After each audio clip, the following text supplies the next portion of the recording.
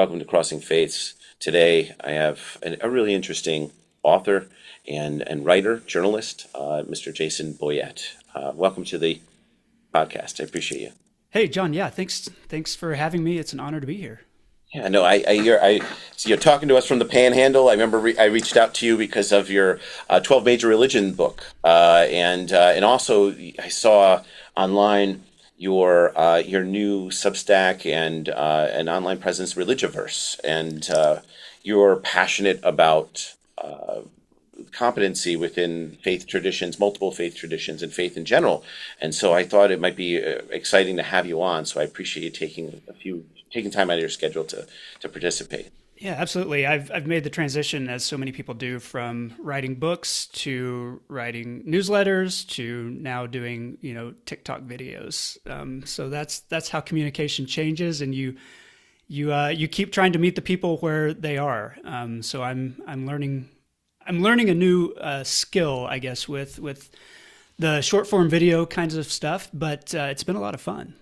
Yeah, it's interesting how, I've been doing the podcast for about 10 years now, and it's changed. It's morphed into what it is now as a first sort of Muslim Christian podcast to now this multi-faith podcast. And then we talk a lot about topical things.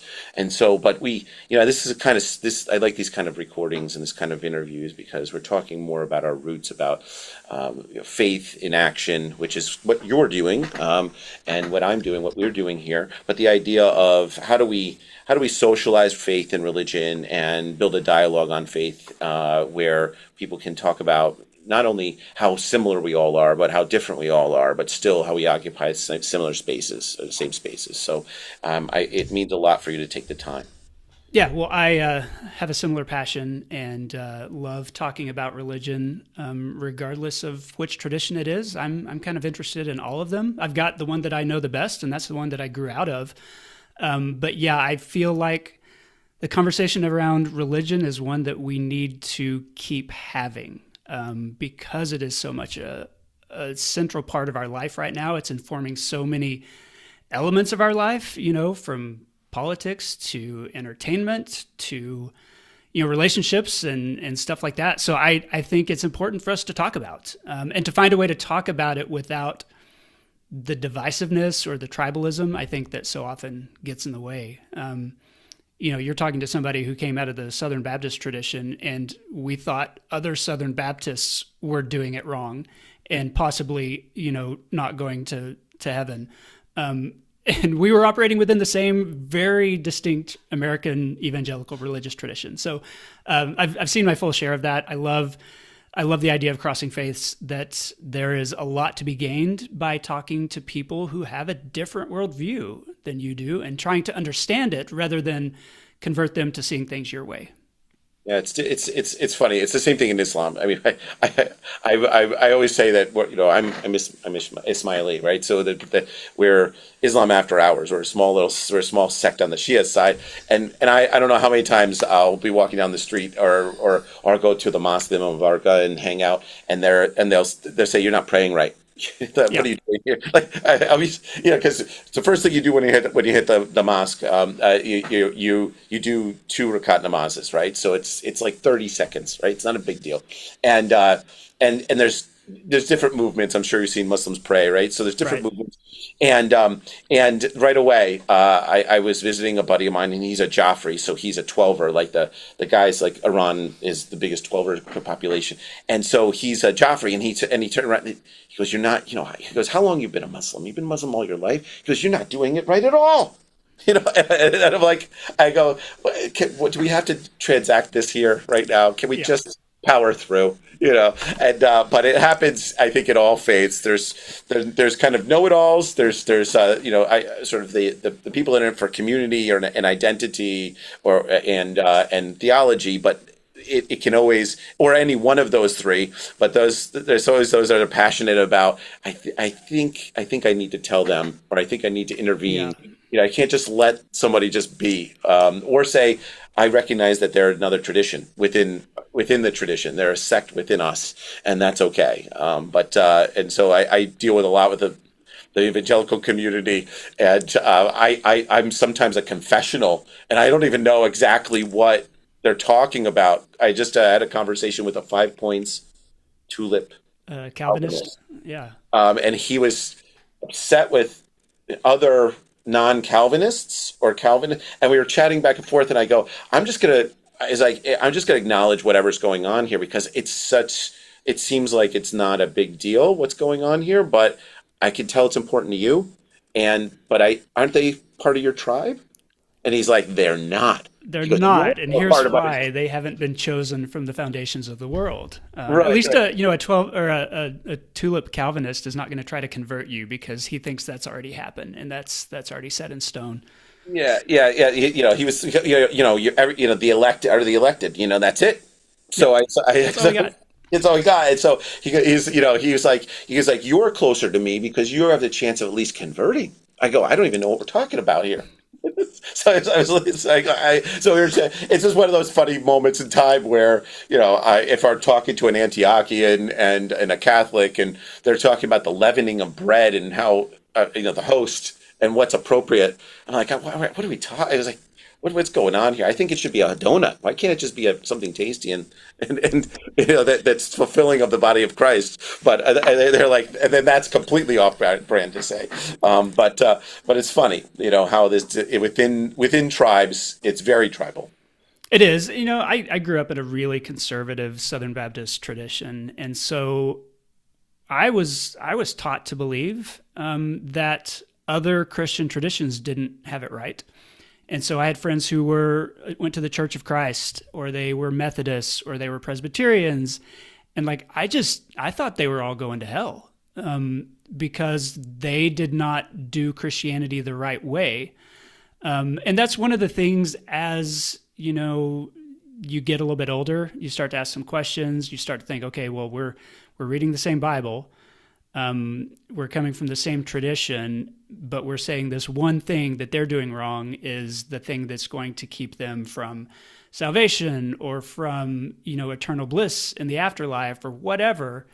It kind of led to me looking at my own faith from an outsider's perspective, which I think became really important in my own spiritual journey to take that external perspective on it. Because when you do that, you see how weird some of the beliefs you in your community hold might be, or how the logic really doesn't work out, or how the stories you've been telling don't necessarily make the right kind of rational sense. I don't know how I ended up in that perspective, but like looking at religion from sort of that more nuanced external perspective, I feel like it gave me a good way to kind of frame something that can be so serious to everybody else, that can be so all-encompassing of every part of their life, and to look at it, maybe outside the tradition. It helped me redefine, okay, this is what's important about what I've grown up to believe.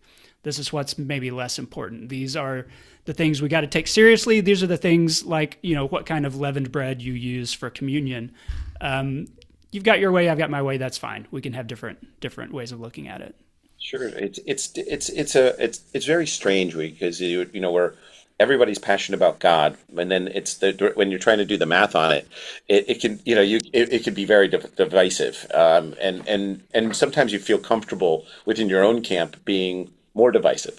That's the idea, It feels like you're being devout. Yeah, When you're drawing the boundary lines, that looks really serious, like you're taking it really seriously.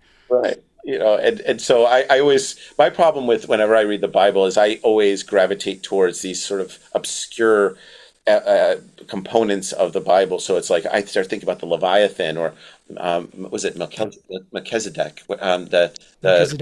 yeah, Yeah. I go like, who's that guy? Where did this guy come from? He's the priest of priests. Where's it? Like, and then there's nothing on him. So I go like, why aren't we talking about that? No, So I would open my Bible like a good kid during the sermon to whatever passage the pastor was preaching about, and then I would start reading the chapter before it and the chapter after it, and I was like, why are we not talking about these things? right, This is a guy killing some kids because they made fun of his bald hair. What right, is Elijah doing here?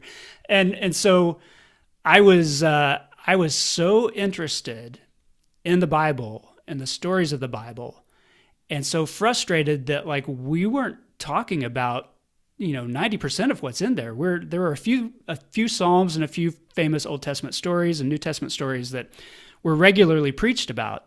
But I was like interested in all this other stuff that is just so weird. Like, what is Ezekiel talking about? In some of these visions that he's having. Right. And that's me like as a 12-year-old. And so obviously I turned into the kid who kept asking those kinds of questions and kept trying to figure out what I believed, what other people believed. And, now I write books and make TikTok videos about it. Yeah, it's funny. Like, there's so there's so much specificity in the tabernacle and the ark. God is very specific.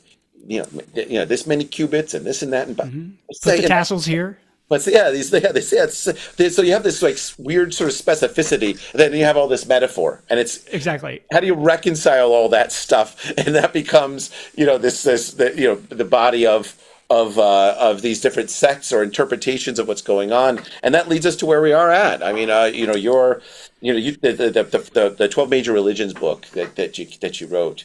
Was that a culmination of this sort of inquisitive, judicious look at faith and looking sort of inward and outward? What was the motivation for you looking at that, or catalyzing that there? Well, for those 12 religions? I think my most honest answer to that is my motivation was that a publisher came to me and said, "Hey, we want to produce this book, and we think you're the guy to write it."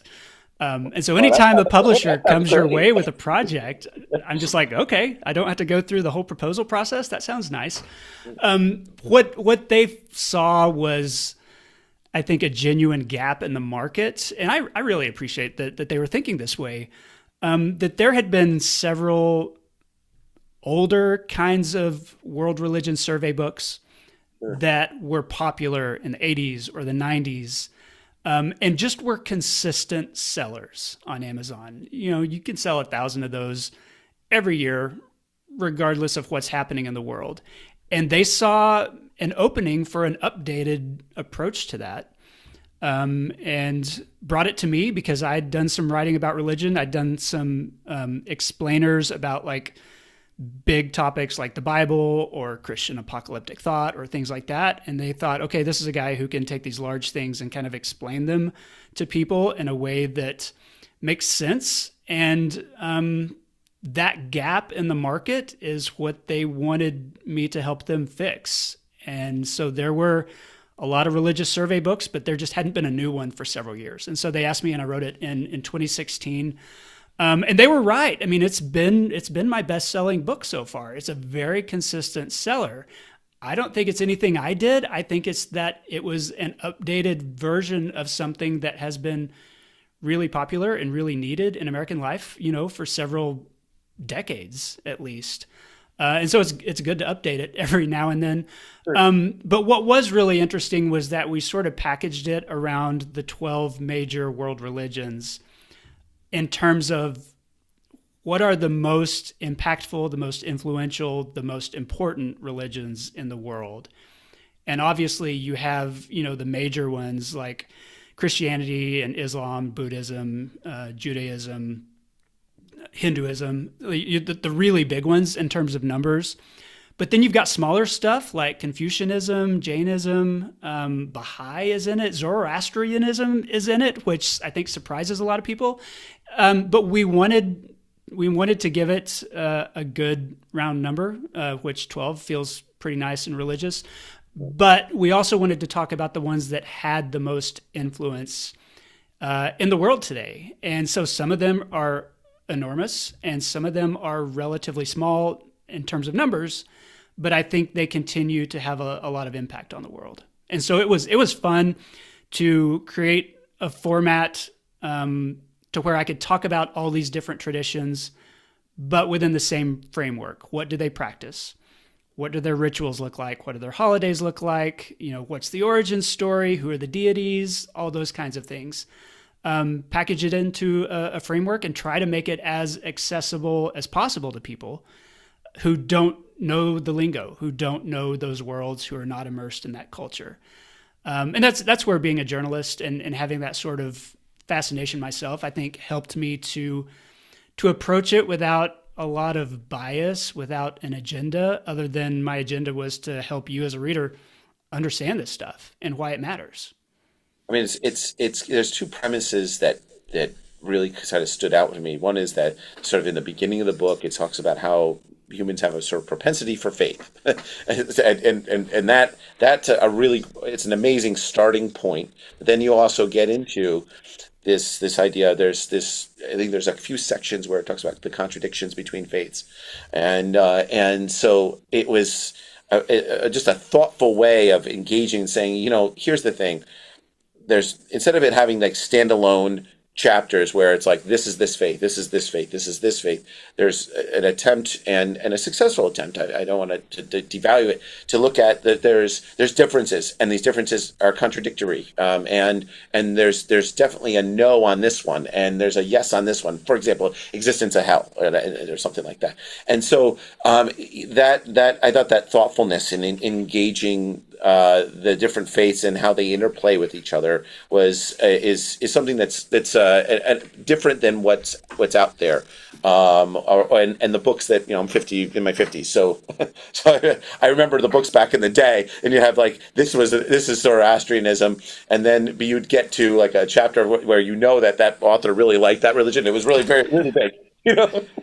So as opposed to like, this religion happened, may or may not be in existence. Yeah. So, I mean, I feel like there's a lot of world religion books that are so academic that you kind of need a religious studies degree to read it and understand it. And then there's some that are just so surface level, or they're written from such a bias, like you can tell this guy is totally a Christian and he thinks his way is right, but he's kind of explaining what these others believe because he wants to show you how wrong they are. right. Like, I didn't want to do that. I wanted to treat each tradition with respect and with real depth, but like not the kind of depth that makes your eyes glaze over. And so I don't have any pretenses that this is a book, that scholars are reading, but like it is very much a book that's used in college classrooms, to start out a survey of world religion class, as sort of a way to get your feet wet. I've talked to church study groups who are going through it so that they can learn about other religions. And I love that. I mean, that's exactly what I wanted to do, because I'm not a theologian. Like I'm a journalist. I'm a writer. I'm a pretty good researcher. But like I didn't feel like my job was to advocate for any certain tradition. Just I wanted to explain things fairly and make it legible if you haven't encountered some of the details of the Sikh faith or of Confucianism or something like that. I wanted you to understand it. And so that was the approach. I'll be honest, it was the hardest writing project I've ever had. I mean, in terms of which book are you most proud of, it's this one. And if you ask me which book do you never want to write again, like it's this one. It was a lot, and was immersive. And I know my kids got tired of me coming to the table every night for dinner and telling them, what I'd learned about the Baha'i faith or something, in the process of study that day. But it's a book that I think I still refer to when I'm trying to remember something that I once knew enough to write about and has fallen out of my brain. So I think it's the kind of book that if people still read books, and that's debatable at this point, but like it would be good for a lot of people to read and kind of at least understand more what their neighbors believe and why they believe it, to go toward that place of understanding rather than judgment or let me change this in you or let me tell you why you're wrong and I'm right. I think it's an interesting, stepping stone of like your faith tradition. You're this book that the publisher came to you, which is solicitous, which is interesting, right? And it never happens. You never hear that story, and then you get do a deep dive into, okay, what's appropriate, and there must have been some challenging times of thinking like what exposure am I going to have as a result of writing this chapter, right? And am I being true to whatever the intent is behind the book of just introducing the faith and trying to be objective and trying to do that stuff. But now, and that book now is a staple. It's like you said, it's it's your bestseller. But and now you're doing this. There's a bridge to this Religiverse, and so you could have stopped there and gone into your other publishing because you've published multiple books, but there's a bridge to the Religiverse, which is that's self motivated, right? The idea Yeah, of, yeah, for sure. where the Religiverse is this online presence about multi faith, about competency within the different faith traditions, and having an open conversation, civic engagement, so to speak, of faith in the public space. So how do we get from a book that was solicited, right? This idea of that's popular, to bridging the gap to a self-motivated online presence discussing faith traditions? Well, I think the question there is a question of audience. If I believe religious literacy is, let's call it a civic responsibility. It's something we need to know so that we understand history and politics and ethics and current events. Like, you need to know something about religion to know why all these things are happening in our world. The Iran war is not just about petroleum. It's not just about the Strait of Hormuz. Like, there's a lot of stuff layered on top of that. I don't feel like religion is optional knowledge. I feel like it's something that drives so much of our culture, like we need to know about it. And so then the question is, if I feel that way, and if I feel like I'm a good, I don't know, medium for explaining that to people, what's the best way to get in front of people? Is it to write, a 300-page book? Well, I did that. I don't want to do that again. So how do I go where people are? And, two of the things that are really the media du jour right now are email newsletters. I've got a Substack, Religiverse on Substack, and it's short form video on TikTok and Instagram and YouTube, places like that. I mean, my kids are in their young 20s, and that's where they get their news, is on TikTok. They're not watching CBS News Tonight or 60 Minutes or anything like that. They are seeing somebody talking about something that happened on TikTok. And so if I want to talk about religion and religion in the news, I could write another book and it might sell 10 or 15,000 copies, or I could record a video talking about something on TikTok and have 15,000 people watch that today. Yeah. And so the audience just changes so dramatically, and the way they consume information has changed so dramatically, that if you want to get in front of people, if you want to educate people, if you want to help build religious literacy, I mean, that's the way to do it. People come to social media for entertainment, but they also, and I found this, they also really do want to learn stuff. And so what can I help them learn? Well, this is the thing I'm good at, is talking about this kind of stuff. And so it's trying to go where the people are, where the discussions are happening, and trying to figure out, okay, how does my skill set fit into that? And it's definitely, it's a muscle I've had to develop over the past 6 months. I'm not super comfortable in that short form video setting, but I'm learning to be. I'm learning to talk to people and explain. If you can't explain something in 90 seconds, yeah. That makes me a better journalist to sure. exercise that muscle. Now, there's a lot of religious topics that are so complex that if you're explaining it in 90 seconds, you're leaving a whole lot of stuff out. Sure. That's for sure. And that's a constant struggle. But it helps me really refine how I communicate about some of these things, how I explain them. And I really like to take a story that's driving the news cycle, that has a religious component, and just giving some context. Like, this is why this matters. This is what this word means. This is why one group of people got really upset that something happened. And this is why everybody else is cheering for it. I think that sort of thing, not only was there opportunity there, I didn't see a lot of that happening just in the social media world, but I think there's some benefit there. People can watch Andrew Tate or Clavicular or some of those guys, or they can watch me talk about Buddhism, on my channel. I'd rather give them something that maybe is going to make the world a better place. So, Well, you're a unicorn, I'll tell you, I watched when like I said, I'm old enough to see the newsrooms in different newspapers and news outlets just slash their staff, and the first person that's cut in a newspaper or magazine or whatever, they don't cut the sports writer, they cut the religion writer. yeah. That's the first thing they cut, and so as a result, there's this huge deficit that's happened over time of people they're religiously literate within the journalism space. I mean, I've actually helped programs with the Associated Press, through the Lilly Foundation. We raised, I think it got maybe it was a $4.9 million grant, and then it was almost $7 million grant that to help them train their reporters on religion, and then help the Religion News Service bolster their numbers as well and their programming. I mean, the conversation, the famous podcast, The Conversation, was started from that grant, and although that's where it's become too academic. There's too many nerds in there. So it's not really people talking like you and I are.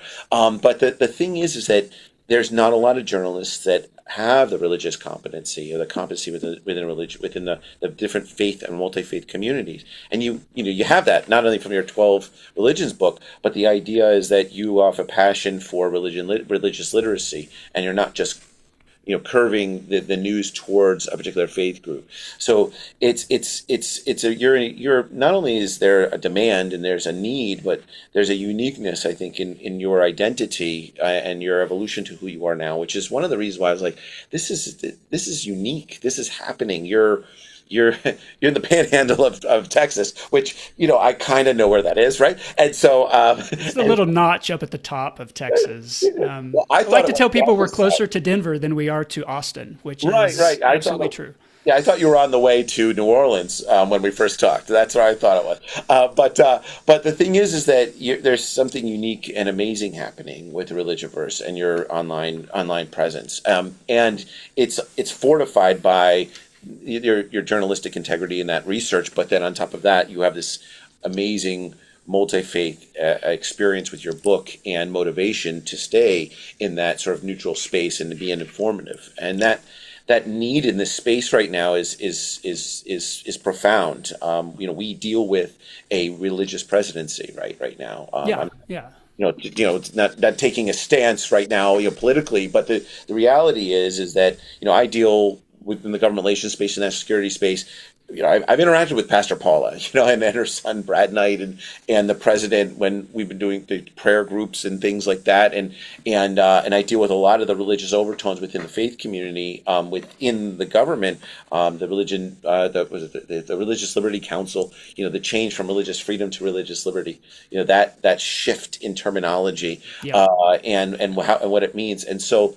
The challenge is that I see a lot of the coverage of these events, and people are either against it right off the bat, but then they that from being against it, they're unable to be informative. They're unable to unpack these things, and so maybe you could chat with me a little bit about how you unpack a complex issue so that you can maintain that objective informity, and make sure that someone can make their own decisions on a specific issue.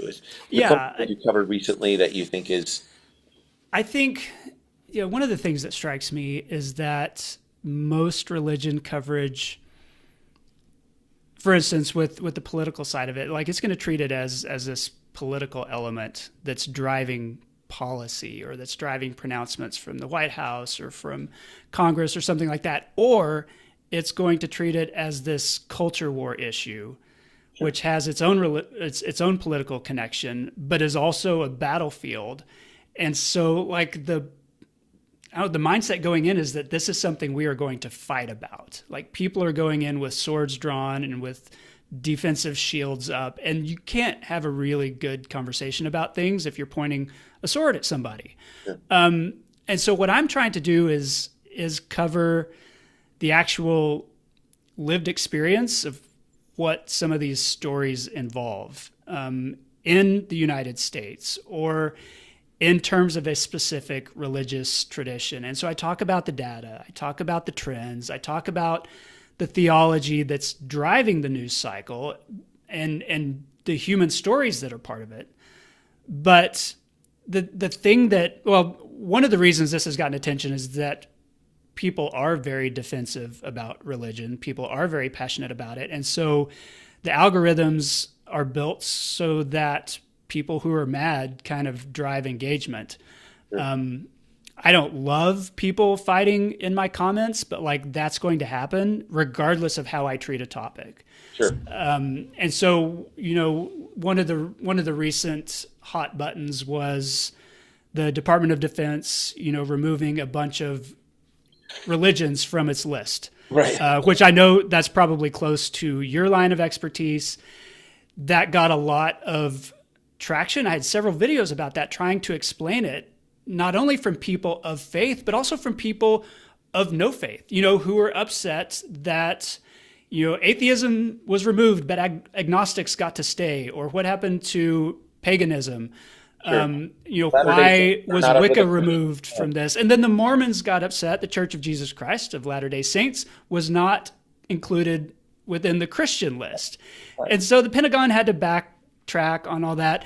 And so it just gives me an opportunity to explain, okay, here's why, you know, the Latter-day Saints are not considered Christian by certain Christians, potentially even the ones who were helping make that decision. But they do self-identify as Christian. And so how do we talk about that? If someone says they're a Christian, do you say, okay, then you're a Christian? Or do you say, nope, there's a certain sort of criteria that we have all decided means you're a Christian, and I've got to make sure that you fit within all those different things. That's where it gets so tangled up, and that's why, honestly, the government should not be making those kinds of theological decisions. I don't want my military leaders doing theology in the same way that I don't want my pastor, you know, fighting a war. Sure. But it's those kinds of stories that are, if you don't know the detail, if you've only seen the headline, you maybe don't understand it. What the Pentagon, you know, is mad at Mormons or something like that. And it gives me the opportunity, even in 60 seconds or 90 seconds, to give some nuance to that story and try to explain, here's why this group is mad, here's why this other group thinks it's okay, and what does it mean, you know, within the context of the United States? What does it mean when we're proclaiming religious freedom? What does it mean for a member of the military to have a chaplain who can represent that faith tradition and, you know, talk to this person about one of the most important things in their lives? All of those are really complex stories. It's interesting to try to take that complexity, you know, into a talking head sort of video on Instagram. Yeah, what an interesting moment in time. We had my colleague and I chatted a little bit about that, and it's, you know, there's a recruiting component to that. So if you define what is, then you can recruit those. They become recruiting priorities. So it's like, you know, it just said Muslim, or it said Orthodox, right? Yeah. And so I was Christians got all kinds of nuance in how they were described, right? But then you get Muslim or Buddhist. Yeah, and so it's and there's 8 maktabs that and 4 Sunni, 4 Shia that represent mainstream Islam, for example. And so it was just kind of funny, where it's kind of like walking into Islam like he was walking into a football stadium with an NFL hat. You know what I mean? Like, go NFL. Yeah, go NFL. But then when it came to the Christian community, he's very nuanced on the Hegseth that we're talking about. You know, it's very nuanced on, like, this is my worldview, and that's kind of the thing. You can see Hegseth's sort of worldview, and then from there it's like, well, those become recruiting priorities. So those will be the chaplains that will be there for the next 20 years because. Exactly. Yeah. And so we were chatting a little bit about that, but it was an interesting moment. My Latter-day Saint friends, because I deal with a lot of multi-faith stuff on AI, and they were chatting. They said, well, what do you think about it? I go, I don't know if I can make a choice of what is Christian. I mean, if you identify, same thing in Islam. I worked for the American Islamic Congress. If you identified as a Muslim and you followed the core tenets of Islam and you weren't advocating for violence, you were part of the constituency.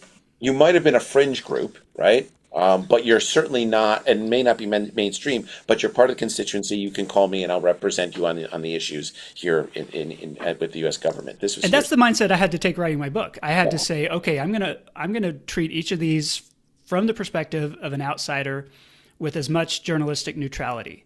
sure, So if someone says they are a Christian, then they are a Christian. They are going to be mentioned in the chapter on sure. Christianity.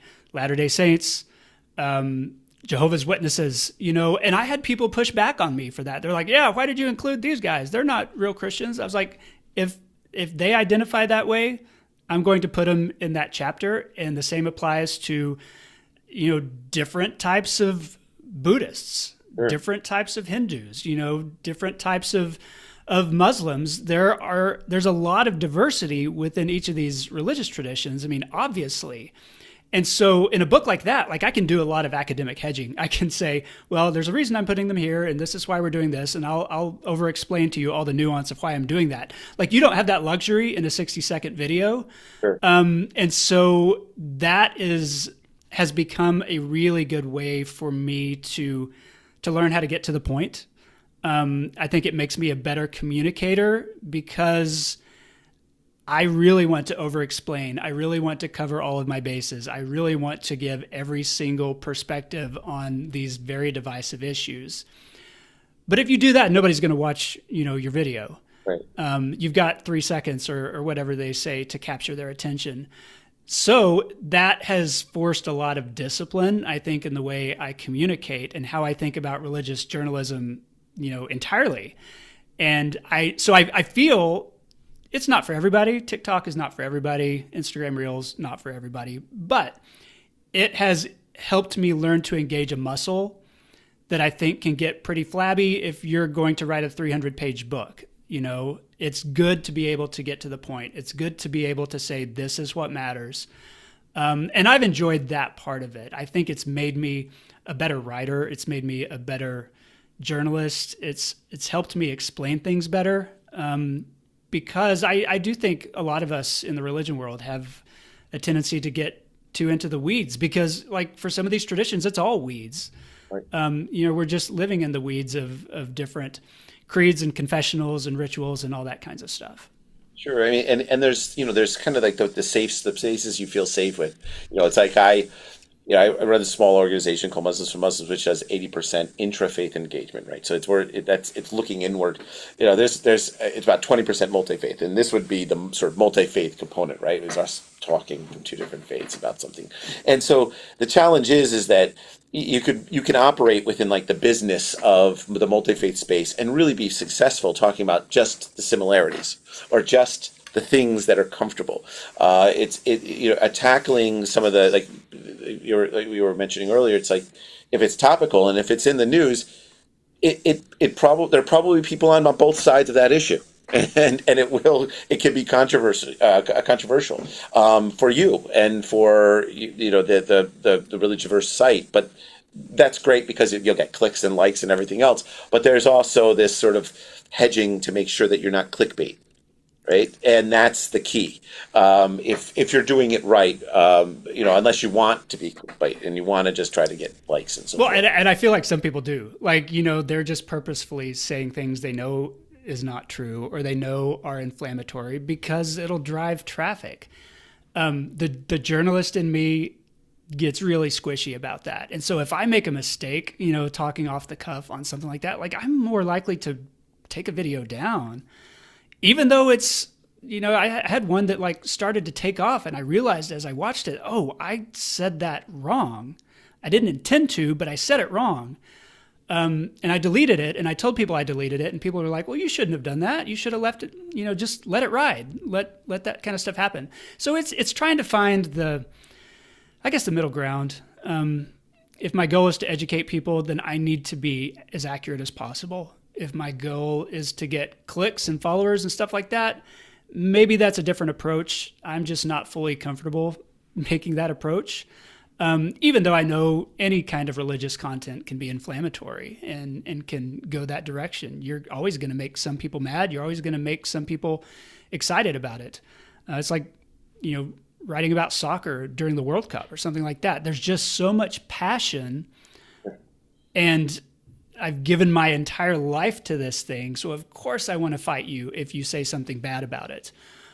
Or if I perceive that you've said something bad. Sometimes neutrality itself feels like you're talking down to people, or you are, demeaning a faith tradition. And so it's such an interesting place to walk. I've had to learn courage and bravery, and there's writing a book where my face is not visible all the time. You don't see my face on every page of my book, but if I'm doing content on TikTok, like, that's me talking. And so it's very much a stretch, for a 52-year-old dad from the Texas Panhandle to be wading into this arena. But I've had fun, and it's a way to have fun discussions with my kids. They asked me the other day, what's on Slate? What are you going to talk about on TikTok today? And so I've enjoyed that. Yeah, no, it's one of those things where you become you become conscious in a profound way when you're doing things online. I like this. This is my office where I have a computer office. That's where I do all my work, right? And it's a mess. And this is the office where I talk to people, and so. I have very personal sort of pictures behind me. We talked a little about it before we started recording, and I always think of, like, what is like this, I don't want to say always think, but I'm going, I don't even know how any of this comes across. And then I've always been a suit and tie guy in the Beltway, and I used to have my cufflinks match my tie, match my socks. I don't do that anymore. But I always wear a lapel pin, and I go, this is just like remnants of someone who used to do that, but I don't know how it comes across. And it's just one of these things where you can become self-conscious about everything when you're doing something online. And then on top of that, you're going, God, I'm in the space. I get click sheets, ClickBooks. What I'm talking about? Those little books that are produced. They're like anti-Muslim and anti-stuff. Oh yeah. So, Like a chick track. Chick track, that's it. Yeah. I get those sent anonymously to every month, and then that's a deep cut in fundamentalist Christianity, but yeah, I don't know if you've done one on the Religiverse, but like, I get them all the time, and I didn't even know they existed, and then I'm going, is this mainstream or is this something? Yeah. But I get mail and stuff like that, and then it was funny. The people that are close to me go, aren't you worried about this and worried about that? I go, I really don't know. I don't know what I don't know how people come across, but generally I'm accepted the Crossing Faith website and our recordings, because we're generally multi-faith and we're out there and we get information out there. But it's difficult. You become very self-conscious. I will worry in recording one. I'll have an idea for something and I'll think, okay, I need to record this one. And then I'm like, I don't know, I'm wearing a t-shirt and I'm not sure I did my hair today. And then, I'll look at somebody else and they are literally lying in bed, right, lit up by their phone, shirtless, and they're talking about something in politics. I'm like, all right, I guess everything goes. I'm approaching this as a Gen Xer where we always had to clean up, for official things. And Sure. I could probably do it in bed shirtless and still communicate the same stuff about religion. I don't know. I'm not going to try that. But there is this performance aspect of it that I've had to let go of a little bit. And I think that's probably generational. I don't think my kids care about that, whether I'm wearing a t-shirt or a tie or a sport jacket or whatever. Sure. Yeah. There's a lot. I always turn off anytime there's a video where someone's talking while they're eating. I turn it off. I swipe right away. And other people, like, that's their content. They're engaging with every one of those, and they want to see, like, gravy coming out of the side of your mouth. Right. And while they're talking about politics, they're exactly. And I go, I don't know what's going on here, but it creates a gate of conversation, and people are into it, and so it's just a funny way of kind of approaching things. And like I said, it is a generational thing. Like, my mother would never tolerate us, not sitting at the table appropriately, or having a conversation, or know what you're talking about before you open your mouth. That thing. So, well, let's talk about let's plug the website, and so if people want to locate you, how do they find you? So my newsletter is at religiverse.substack.com. And it is a little bit different from my short form video content. With TikTok or Instagram, I'm talking about a specific news cycle item. What's a story that's in the news, and I'm giving some context to that. On the newsletter, which I do twice a week, I do like a roundup of links for multiple faith traditions. And so my idea is that even people who do have religious literacy are often reading within a certain tradition. And so they're reading the news, that the Baptist Press has put out or that Baptist News Global is producing, but they're not necessarily reading what the Episcopalian newspapers are talking about or Sure. what, National Catholic Register is talking about. For sure, they're not reading Jewish newspapers and magazines, or they're not reading what the Buddhists. And so I've described it before as like the Drudge Report, but for religion, where I'm just gathering the headlines of the week, the main stories organized by tradition, and putting them in front of you, so you don't have to go and read 15 different religious publications, Sure. from the AP and New York Times to like some of the very specific ones like the Baptist Press, which is just about like stuff that's happening in Texas. And so I do that. I talk about a main news story, kind of what's all the conversation about this week. Includes some other facts, a data point of the week or something like that. And so that's a traditional email newsletter, and it goes more in depth than I go in my 60 or 90-second videos. But like that's it's a if you subscribe to a Substack, that's pretty much similar to a lot of other ones. You'll get a little bit more of my perspective, a little bit more of my personality, but also just a lot more information than if you're going to watch me in a video. I know. And your video contents, you have TikTok and you're on Instagram, and you're topical. You tackle the issues Yeah, that are coming absolutely down. top. I mean, I wake up every day and I see what's in the religion news, like what's happening today. And it could be something related to evangelical Christianity or Catholic Christianity. It could be something about Islam. I've gotten a lot of attention for the stuff I've written. I live here in Texas, where obviously politicians, Republican politicians, have made being anti-Islam just a full part of the way that they're running for office. Like Yeah. you would think that Texas is dominated by Muslims when there's like 500,000, I think. There's 20 million people in Texas. It's a small number, but you would think like that is the one issue that everybody's talking about. And so doing those kinds of explainers, talking about why are Texas politicians so obsessed with Islam right now? It's just seeing, okay, what's the story? What is a religion story that people are talking about that I feel like I could add a little context to, that I could add some nuance to, that I could add a question to make my audience think about? If you don't think this matters to you, here's why it does. All in the name of religious literacy, of trying to help people understand better the religious elements of the world that we live in. I mean, so what's next? Are you creating an AI specific that's going to be uploaded to a satellite that will go into everyone's brains and train them on religion, make religious literacy, or what's? Yeah, isn't everybody? That's Yeah, what we do yeah. now, right? Right. Yeah, I've had some people ask me to do a podcast, and I'm an experienced podcaster, but I think this is the kind of thing. There really isn't a good here's what's in the religious news this week sort of podcast. Yeah. A political gab fest, but for religion. And so I've thought about that. I haven't found a way to make it work within the amount of time I have in the week, because I know what kind of commitment that is.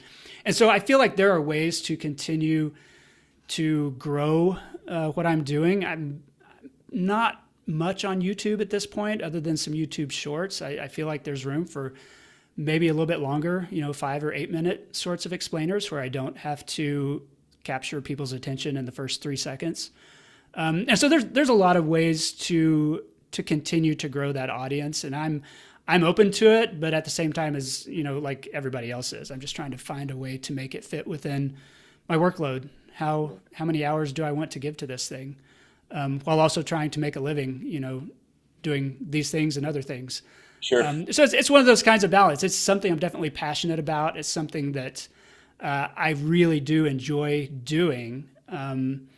Like everything else, it's trying to figure out how much of it I want to keep doing and in what directions. Because you could just spread this in so many directions. I feel like to where it's your full time job, and at this point, it's still sort of a side quest, and it's one that I'm having fun at and trying to figure out how soon do I make it my main quest. Right. It's difficult. It's difficult, that nexus. I mean, yeah, I still have my toe in government relations, and then I'm retired, so I opened up a cafe, bakery in my retirement, which it's that in itself is a whole job in itself. But the podcast is in, the dialogue, I think, is important. The question is how do you take it to that next level? And like you said, the commitment and technology and having the right space to do it, the right speakers and so forth. And so it I also needs. see though how much of short form video these days is like clips from podcasts. Like it's smaller pieces of larger, a person who's streaming all day and then just cutting it into 1,000 clips and just, peppering all of the internet with all those different clips. Like that's a legitimate strategy to get in front of people. And so it's something that people are doing. It's just, how immersed do I want to be in it? Yeah. It's Well, it's fun to find an audience. It's fun to talk to that audience and meet that audience. But like, I think there's also an obsessiveness to it for a lot of people in the online world and in the social media world that, as a 52-year-old, I I feel like I've got some fences built against that. I don't want to do that. I've seen how that. I've seen how it worries me in younger generations to have that short of an attention span, and so it's like this constant battle where I want to get in front of this generation. I want to give them good content. I want them to become smarter about the world and the religions that drive the world. But also, I want them to go outside and not be on their phone too. And so, to what degree do I add to that problem? Do I try to turn that problem in a different direction? I feel like that's the kind of question. My kids are not thinking about that, but like that's the kind of question dads are thinking about all the time. And so it's an interesting push and pull. yeah, it's difficult because you want to, you still want to be in the game, you still want to be out there, but also you get at a point where you start wanting to start enjoying life a little bit, So there's Yeah, that, that's true. you kind of. But people have also told me that like old people on TikTok are really interesting. They're like, wow, there's this granddad on TikTok and he's, like automatically that gets people's attention if you don't look like you're 23 years old. And so maybe that's working for me. Well, it is working. I mean, like I said, I was sort of brought into orbit, that's one of the reasons why I reached out to you. I think well, first of all, it's amazing what you're doing. There's the idea of socializing the multi-faith space and being topical is something that's not happening in mass. The attention goes in multiple directions, and as someone who's part of a religious minority in America, I was born and raised here. This is my country. This is who I am. The challenge is that it's difficult because the news is dominated by well-funded organizations, and so this cottage interaction that you and I are doing, and that you're doing with the Religiverse is profound. And the fact that you're a journalist and that you have journalistic integrity and that you understand that space with religious literacy, and then you're bringing that to the public is amazing. So I appreciate you taking the time today. It means a lot. Well, thank you for the kind words. I really do appreciate that. Thanks so much.